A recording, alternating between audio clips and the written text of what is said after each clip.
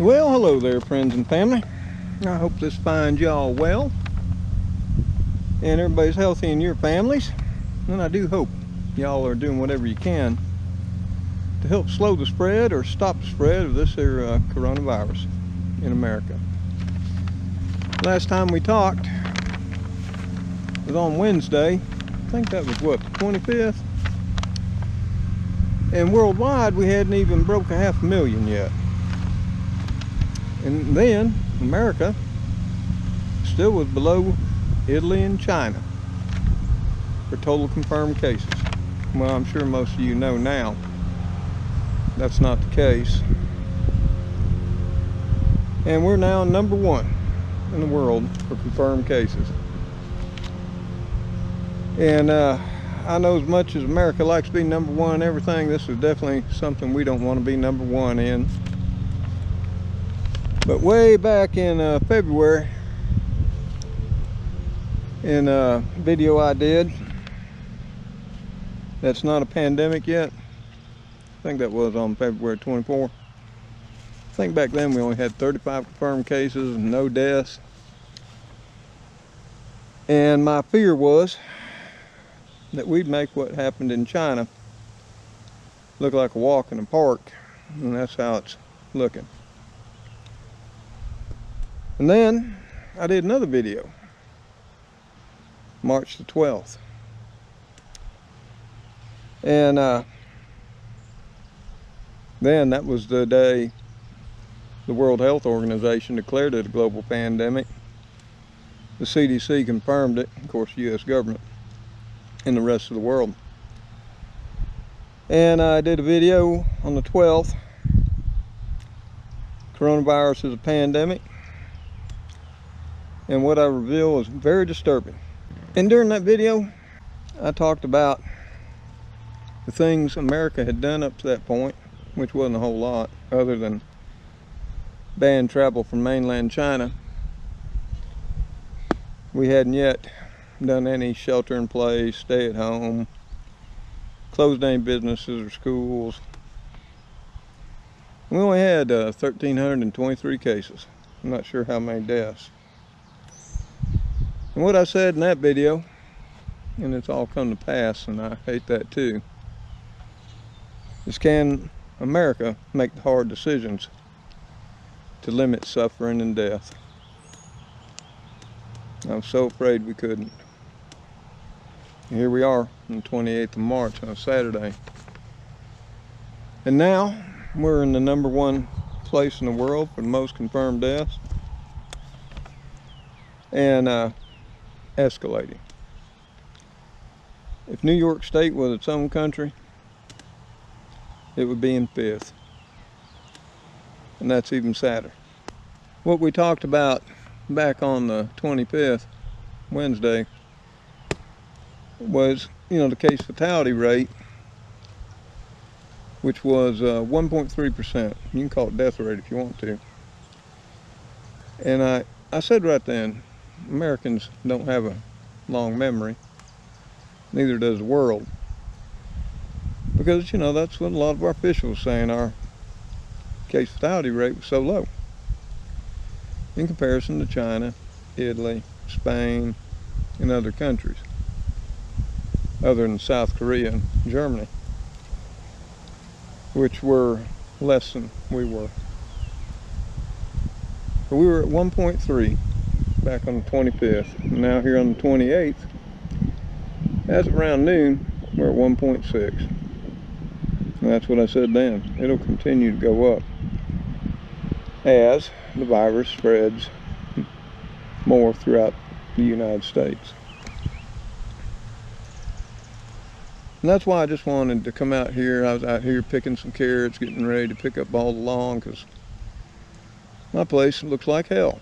Because I've been spending all the time doing research, investigating, reading research papers, medical journals, everything I can find, so I would understand this virus and hopefully then know what I need to do, what my children need to do, my friends, my family, all will be all out there that I share this with.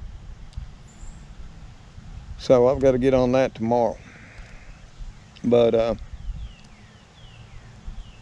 things are not going our way here in America, folks. And I was speaking to my daughter yesterday evening, and she was having to go out and get some gas from her mama. Her mama's working. She's a nurse and works for Huntsville Hospital. And of course I was reminding her, what precautions to take. Have a mask, gloves, wipes, eye protection. Of course she told me, she said, "Daddy, I watch your videos.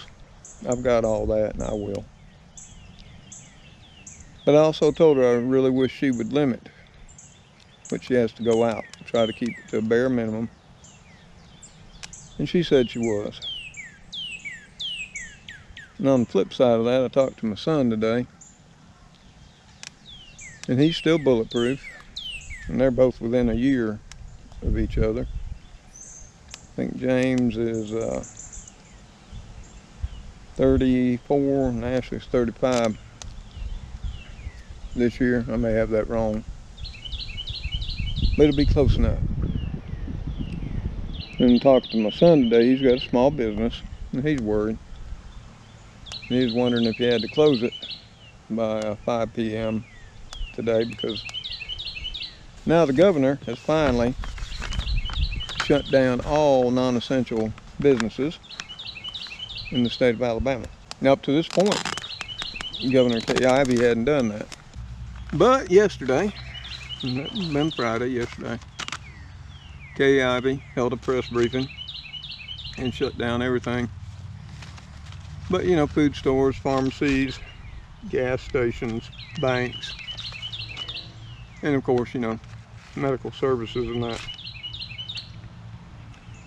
But still hasn't put a stay-at-home order in place. Of course, our head of Alabama Department of Public Health came on, Dr. Scott Harrison, and he went all over it. He went through the businesses that should be closed. And that's what has my son concerned, because his business is close to running out of money. Especially, he's been keeping his people paid. And I commend him for that. At some point in time, he won't be able to do that anymore. And he's already got with the state to seek aid because of the coronavirus, of course. I guess as all of y'all know, that won't come no time soon. And I'm sure he'll be deep in the red before that check ever gets here. But yeah, our Congress finally did pass that $2 trillion stimulus package.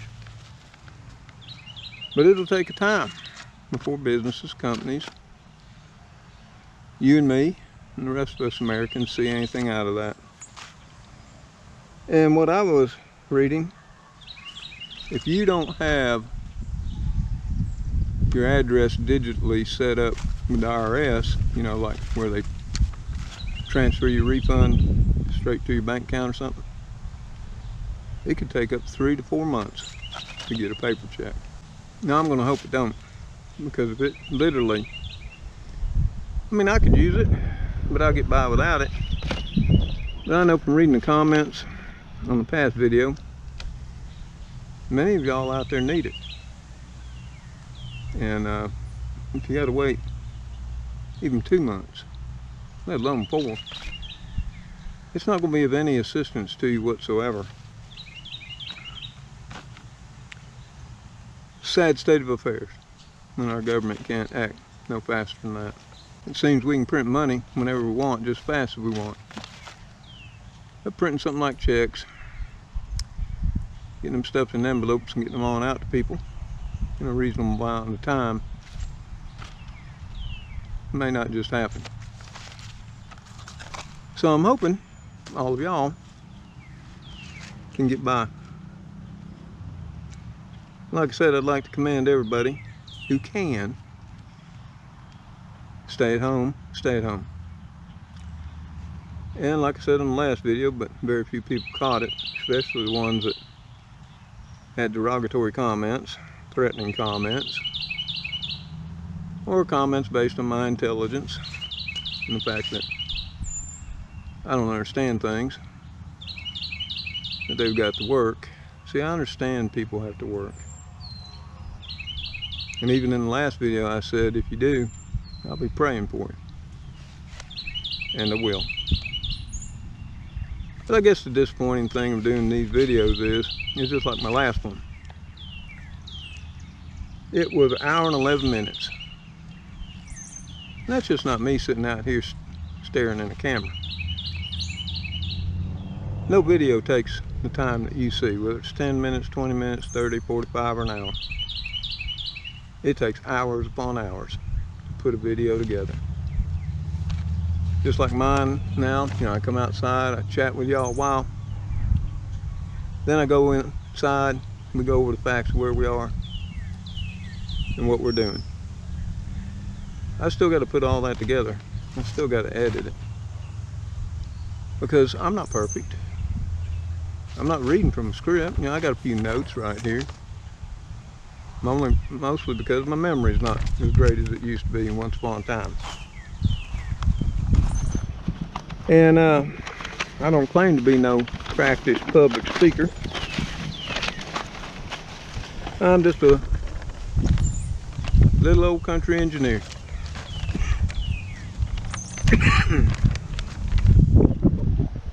Now, I knew that last video I put out was going to be somewhat decisive.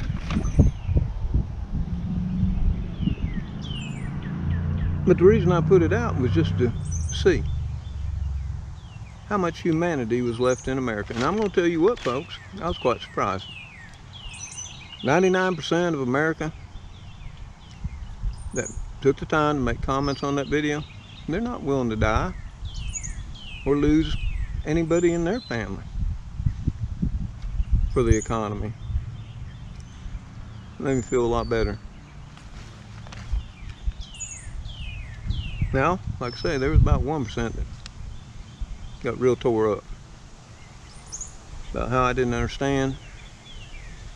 I had one, and if she watches this video, she'll know who she is. I'm not going to call anybody out, where she said, well, Mr. Tom, you're rich and retired. I had to giggle on that one. Because I'm far from rich. Now, I am retired. And I make, my retirement income is about 40% of what I made prior to retiring. I got a little old half-acre of ground with a very small, little old wore-out house that needs all kinds of things done to it. And that was my plans for this year.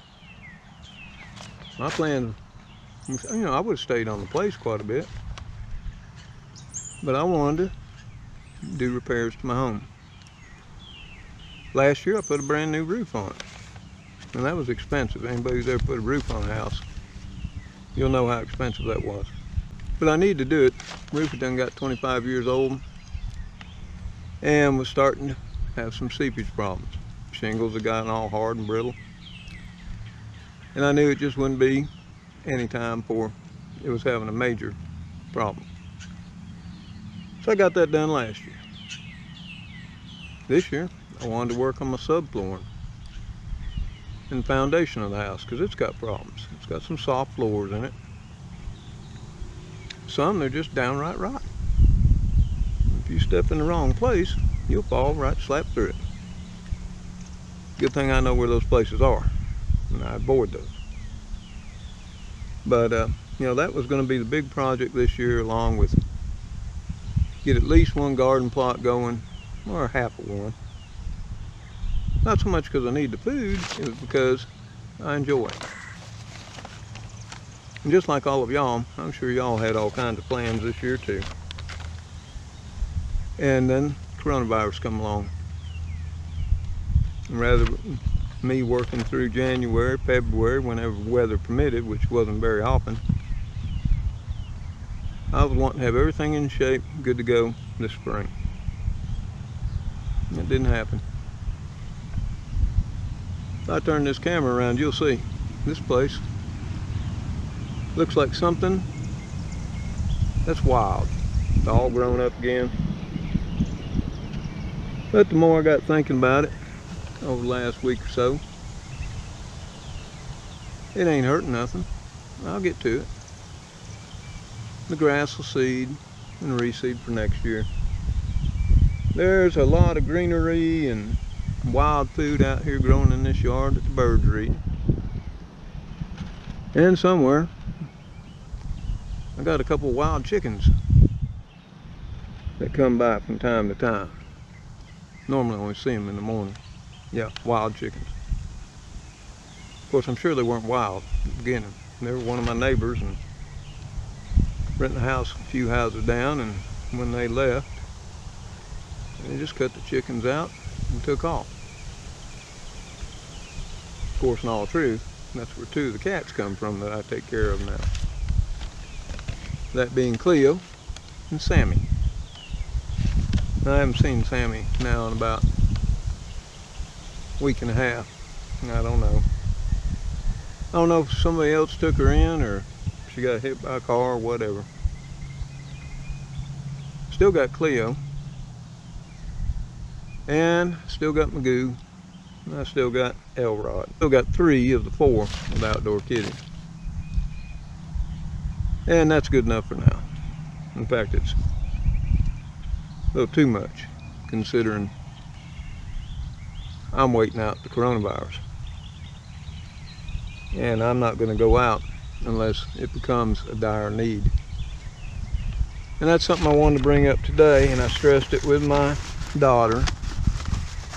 And I'd like to stress it with y'all. One simple bit of advice. Before you head out that door, especially if you don't have to, think about it. Is it worth dying over? Or is it worth killing somebody else, especially in your family, when you come back? And to me, so far, I haven't had anything I needed.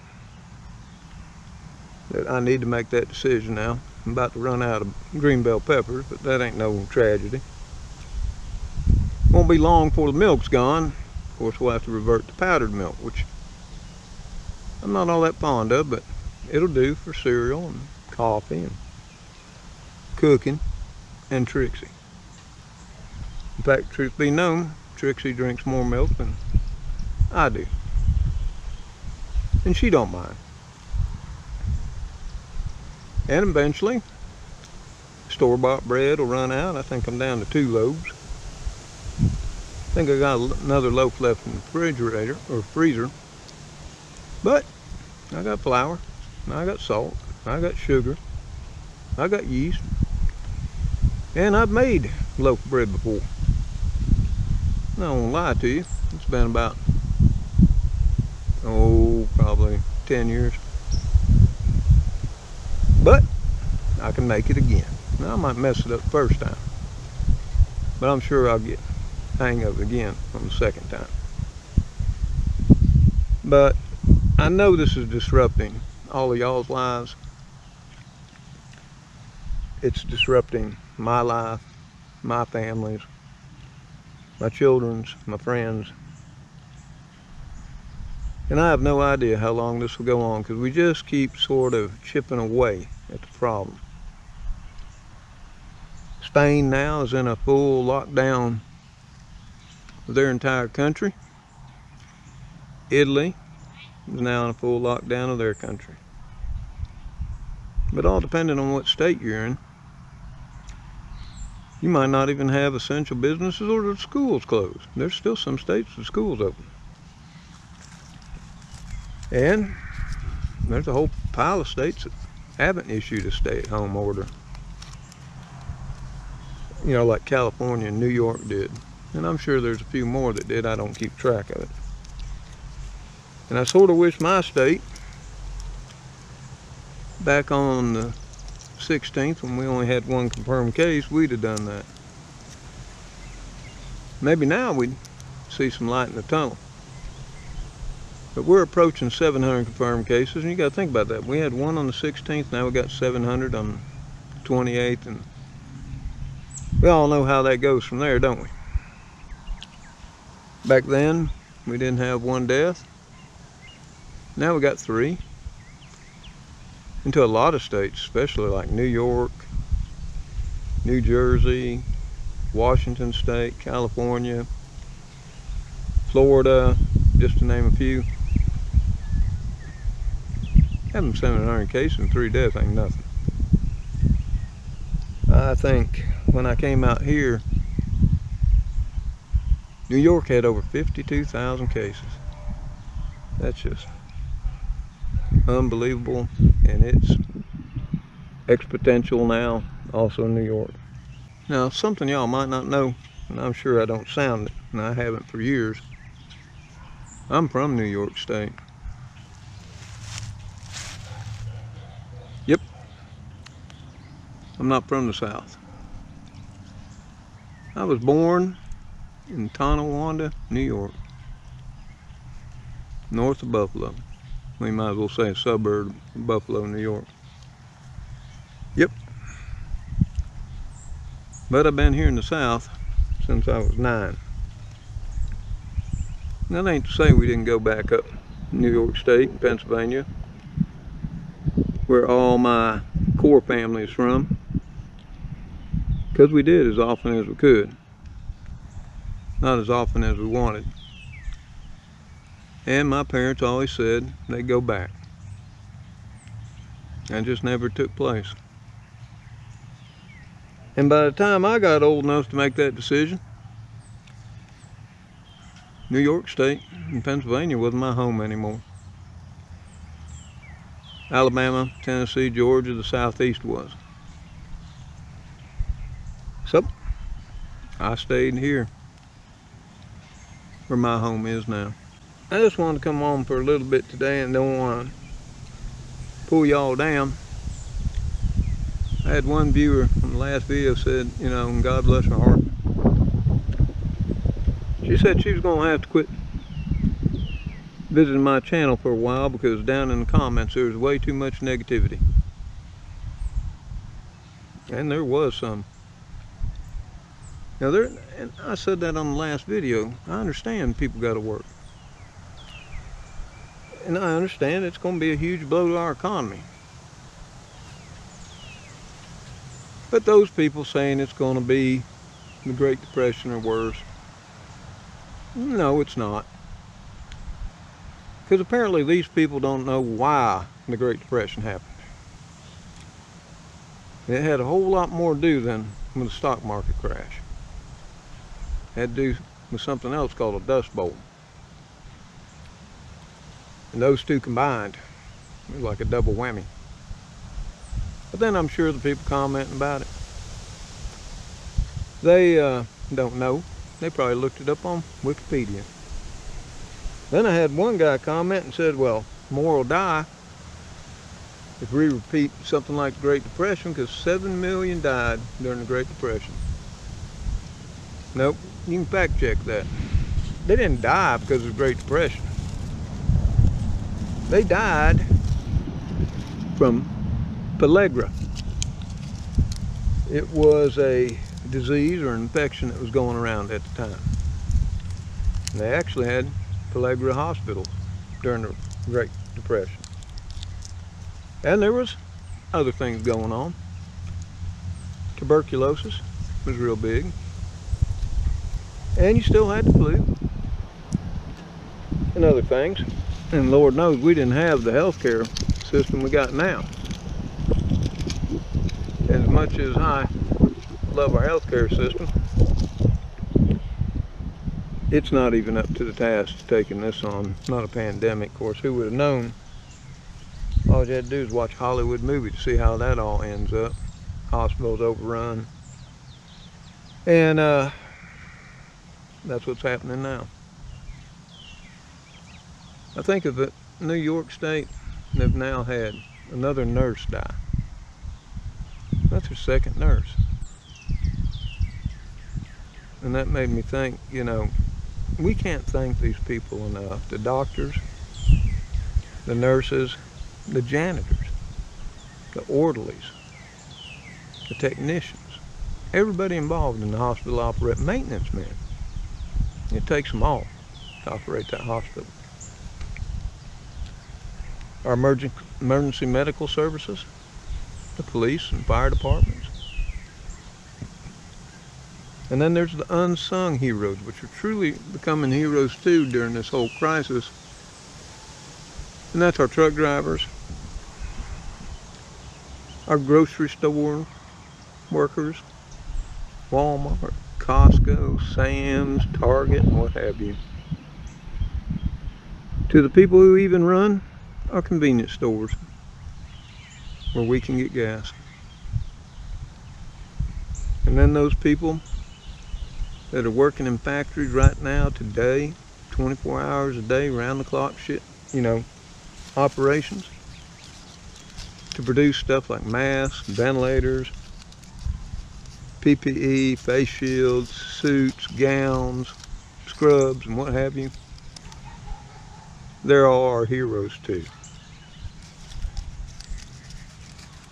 And I think about all them. And it must be a hard decision for all of those people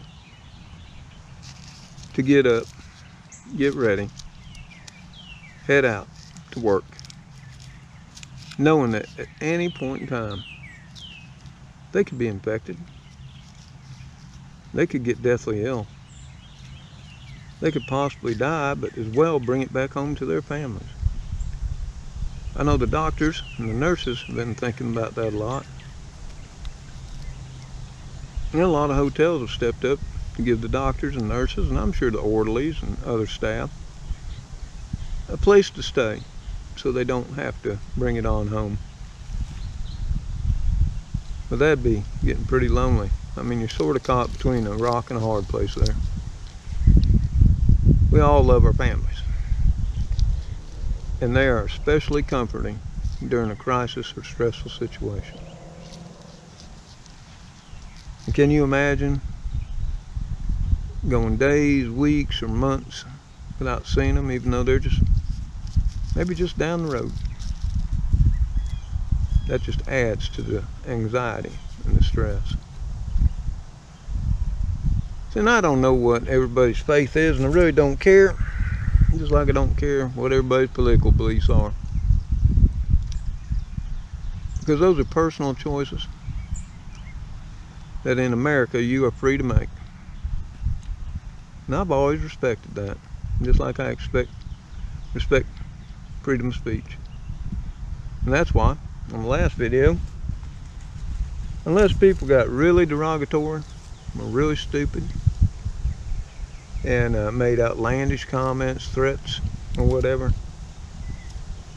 I left 99.99% of the comments there.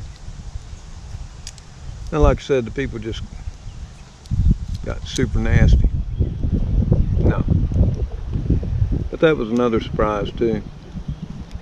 There really wasn't that many of them. And after I read all the comments, answered some of the questions, I had a good feeling about this country.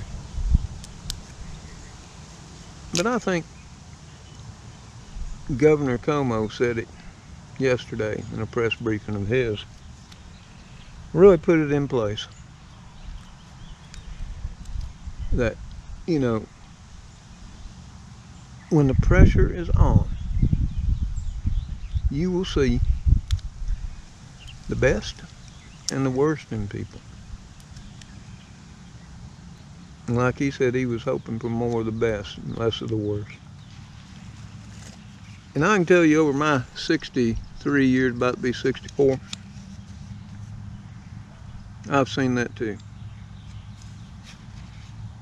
I've seen people step up, ordinary people, and risk their own lives for others. Risk their own lives for their country, their families, with no thought of their own. And we're seeing that here in America. And what I'd like to say, before I leave you on this Saturday, is tonight, or whenever you choose, and bow your head and bend your knee, if you'll say a prayer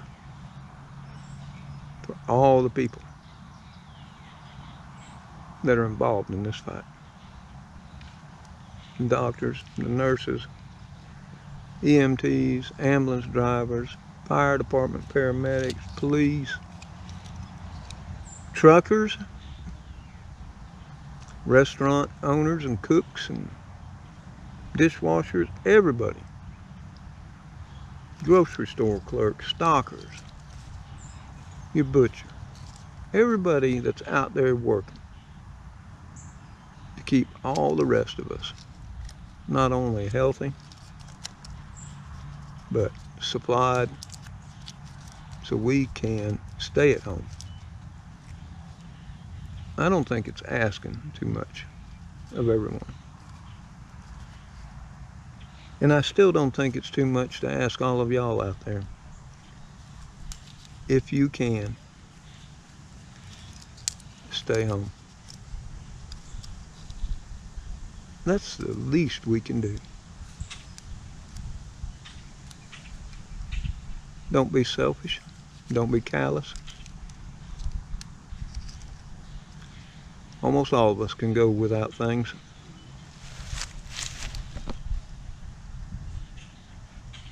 And soon, as you know, I've been sitting here at the house, since the 16th, 12 days. I haven't run out of anything yet, but like I say, it'll be a few more days. Things will start running out, you know, the fresh stuff. I think I got one more head of lettuce, so I need to get growing some stuff. And that, but life goes on.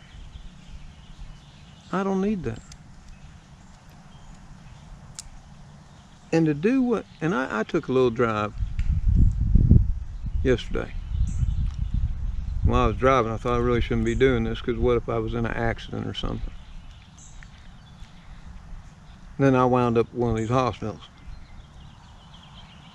Boy, that'd be really bad. You know, not only would I be taking up vital resources that could be used to save a person with coronavirus, but I'd almost undoubtedly be setting myself up for being infected. But when I went out yesterday, and it was right at 11, during the lunch period here, when several factories we have get off for lunch, you couldn't tell a bit of difference in my little town than any other day I've ever seen it at that time. And that just didn't give me a nice warm feeling.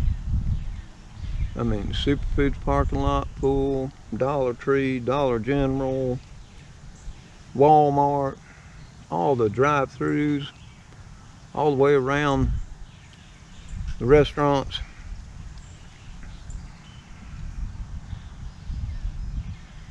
I really couldn't believe it. Unless America gets it through their head that we're going to need to stay home, this ain't going to get better no time soon. And we're not going to get our economy restarted. We can hope. We can pray. We can promise it. But it ain't going to happen until we lock ourselves down, or at least as many of us that humanly can. So, with all that said,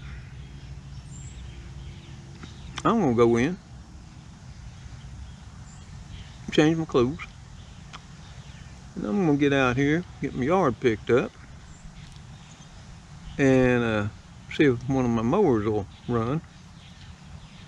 And I'm going to start getting this place whipped back up into shape.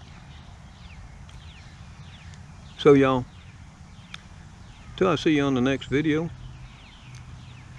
I want you to take care out there. Stay safe, take every precaution, think about things. before you do them. It only takes one mistake. Touch one thing, not paying attention, and you're infected too. Think about it. Have your wipes, have your gloves, have your glasses. And as always, may God bless each and every one of you and your families. Goodbye for now. Oh, I was picking a few carrots for dinner tonight while I was thinning them. Not too shabby. They'll really be fine with my dinner tonight. Which reminds me, get growing, America, something. Later all.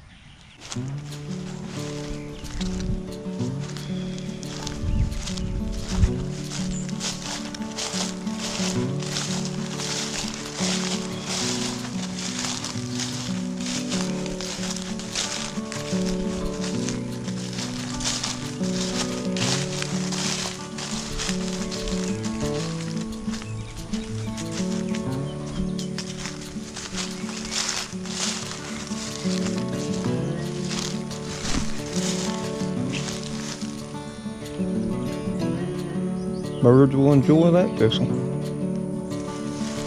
I may leave them. Just mow around them. You know you can eat thistle. All of it's edible. They say you have to peel the stalk. I may just try that this year. Just to see what is.